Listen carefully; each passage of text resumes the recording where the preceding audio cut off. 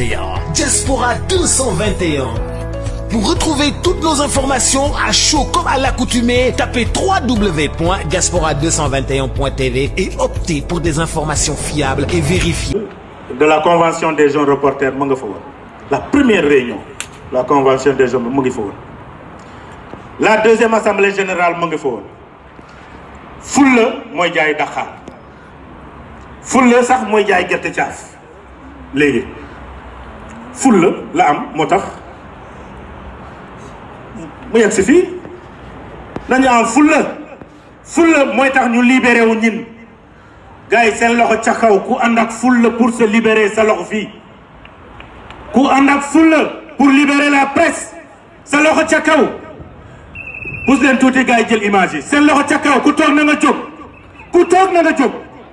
ku toog na nga jóg jóg leen ku toog na nga jóg sa loxo ca kaw.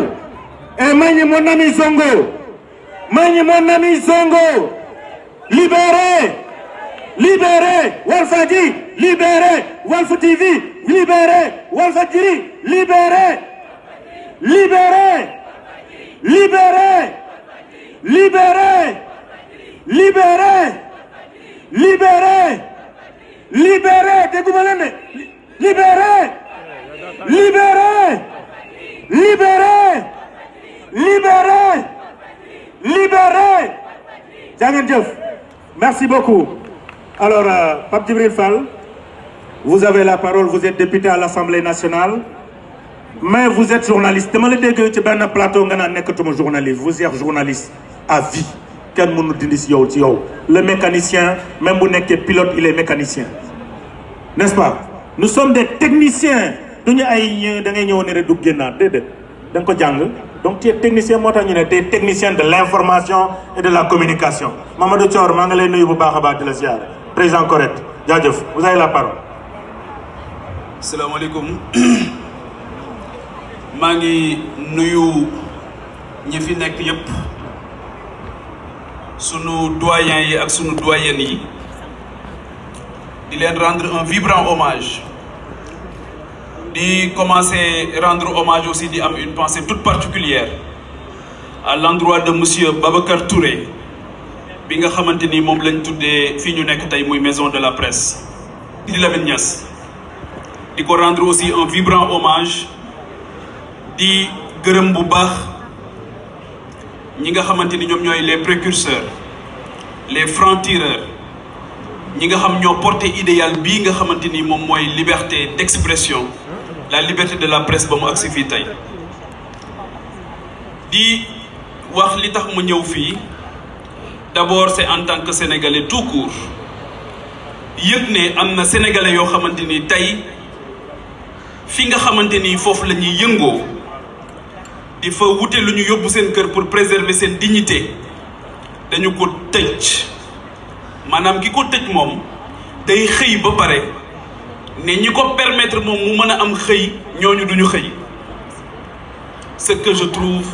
inadmissible. Beneen bi mooy donc en tant que citoyen j'ai très mal ci dëkk boo xamante ni chômage bi kenn xamul ni mu toll ñooñu nga daal di xëy ne dama ciy yokk damay yokk ci xar mi karaw tëjaat groupe de presse boo xamante ni au-delà des journalistes dafa am ay sénégalais tout court yoo xamante ni dañ fay xëy di wut loo xamante ni moom la ñuy sàmmee seen ngor ak seen diine. Beneen bi justifier suma présence mooy en tant que journaliste wax nga dëgg cher aîné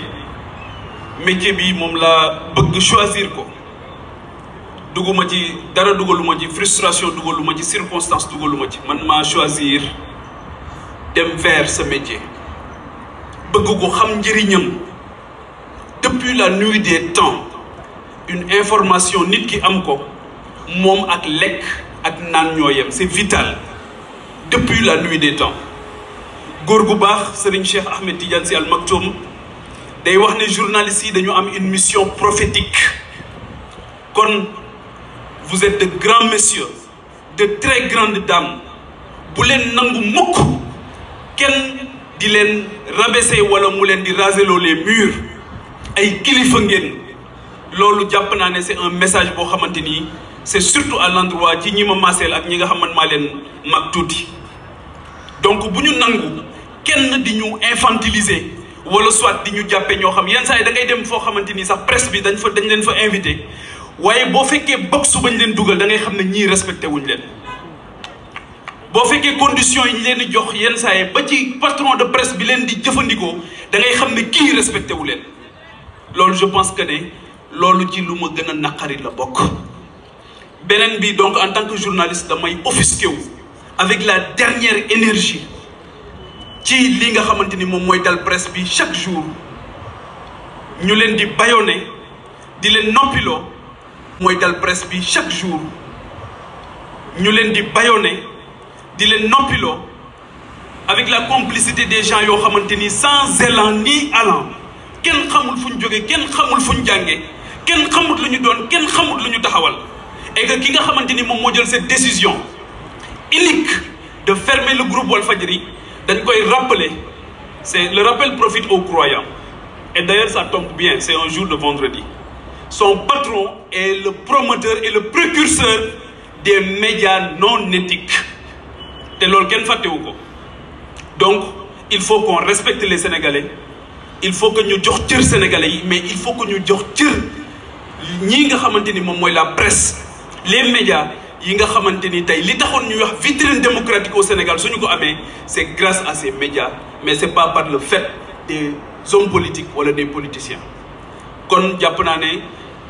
il faut que ñu mobiliser wu davantage j'invite aussi à plus de solidarité dans les rangs loolu aussi c'est important tudd nañ fi ay jëmm léegi